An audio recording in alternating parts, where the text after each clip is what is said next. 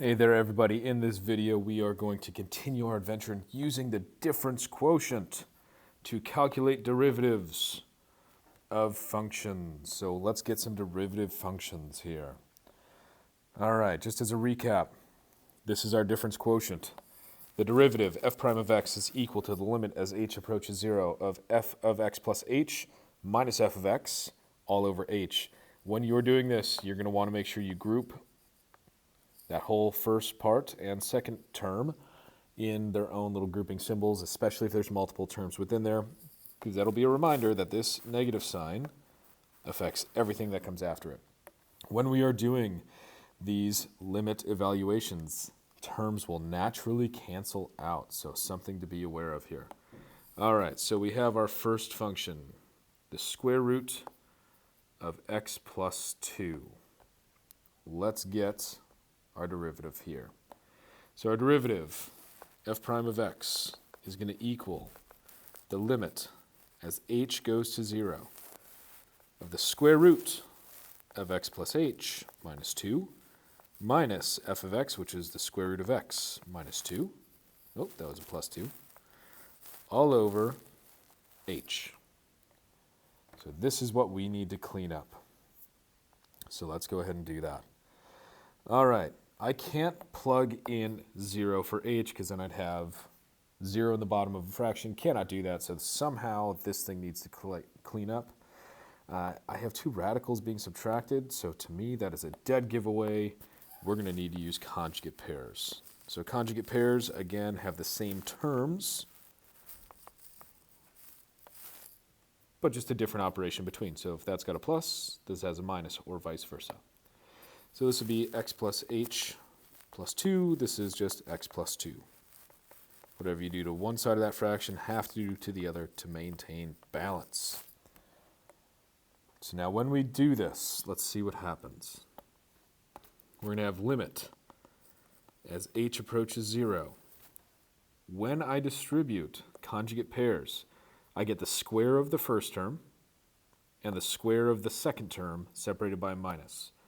So that first term squared is just going to be x plus h plus 2, whatever that radicand was, minus the square of that last term, which is just x plus 2, whatever that radicand was, all over h times that conjugate, x plus h plus 2 underneath the radical, plus square root of x plus 2.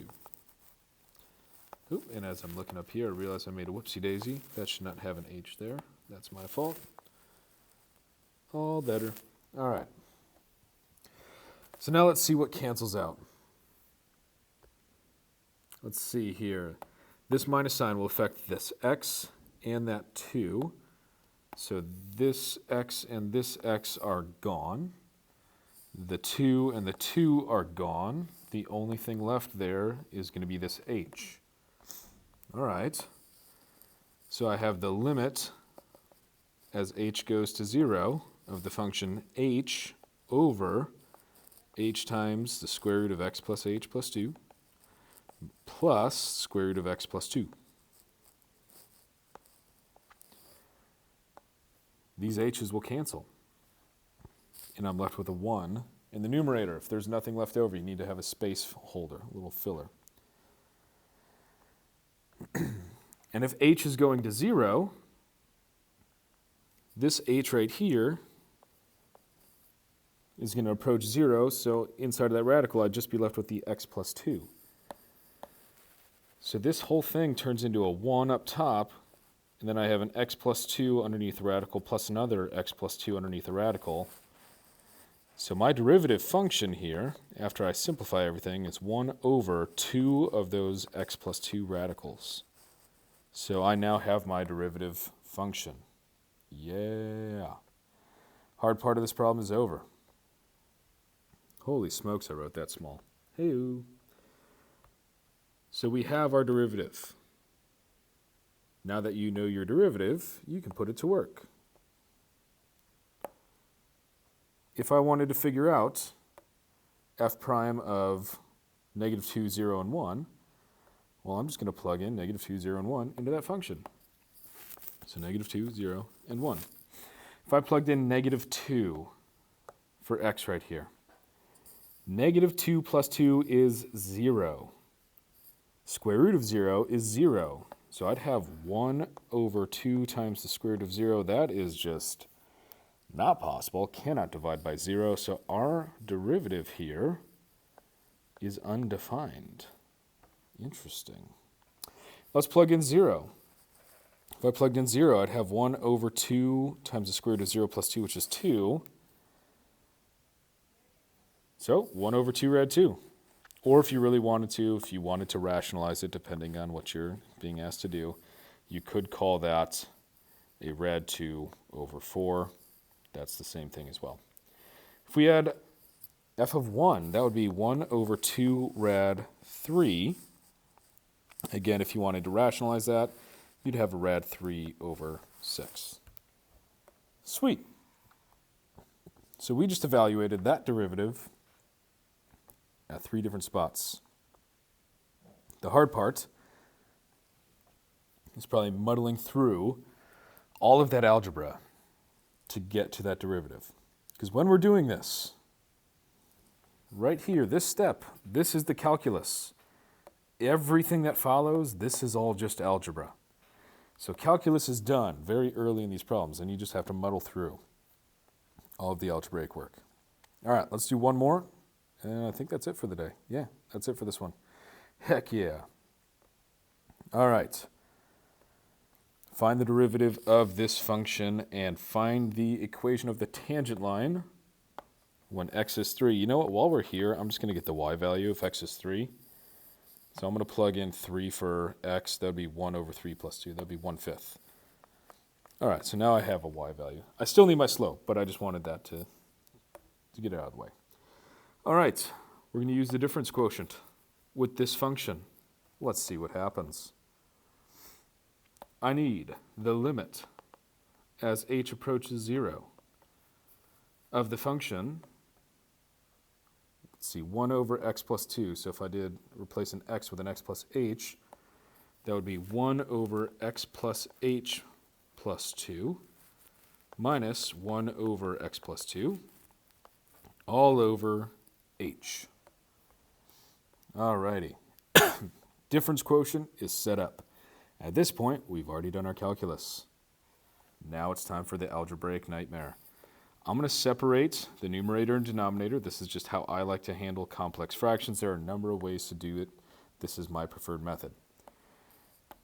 So I'm going to write this as limit as h goes to 0 of 1 over x plus h plus 2 minus 1 over x plus 2 times 1 over h.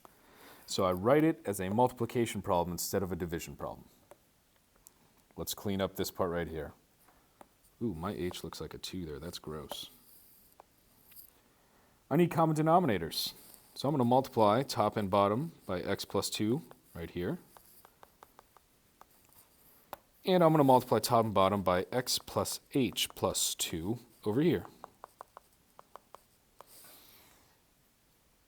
So now what happens is within that first little set of brackets, I now have a common denominator established of x plus h plus 2 times x plus 2. That is my common denominator. Up in the numerator, we're going to have whatever algebraic nightmare ensues from us getting common denominators. Let's see, so if I have a 1 distributed into that x plus 2, that would be x plus 2. And then a negative 1 distributing in gives me a negative x, negative h. I can't write h. There you go, negative h, negative 2. And let's see what happens. All right. Let's see, we have x's canceling. We have 2's canceling. The only thing left over is a negative h. I'm going to rewrite this without all of that stuff in the way. Limit as h goes to 0. Negative, I'm going to call this a negative 1 times h. You'll see why in just a second. Over our common denominator, x plus h plus 2 times x plus 2. times 1 over h. These h's will now cancel. And if I have the limit as h goes to 0, that means this h right here is going to approach 0. So I am left with negative 1 over x plus 2, because that h is going to approach 0, becomes negligible, times another x plus 2. So that would be a negative 1 up top, and then I have 2 of those x plus 2 factors. So x plus 2 quantity squared. And that, my friends, is our derivative function. All right, all that work just for that. So now that we have the derivative function, we need to get the tangent line at x equals 3. Well, we already figured out what the y value was earlier when we did this. Let's go ahead and get that. Oh, maybe not. Okay, this doesn't want to cooperate. So we already know the point. We were going to have y minus 1/5 equals some slope times x minus 3. If I wanted to get the slope at this point, we're going to need to figure out f prime of 3, which is negative 1 over 3 plus 2 quantity squared. So I took my derivative function, and whatever that x value point that we're evaluating is, gets plugged in for x. Let's see, 3 plus 2 is 5, 5 squared is 25, negative 1 over 25. There's our equation of the tangent line.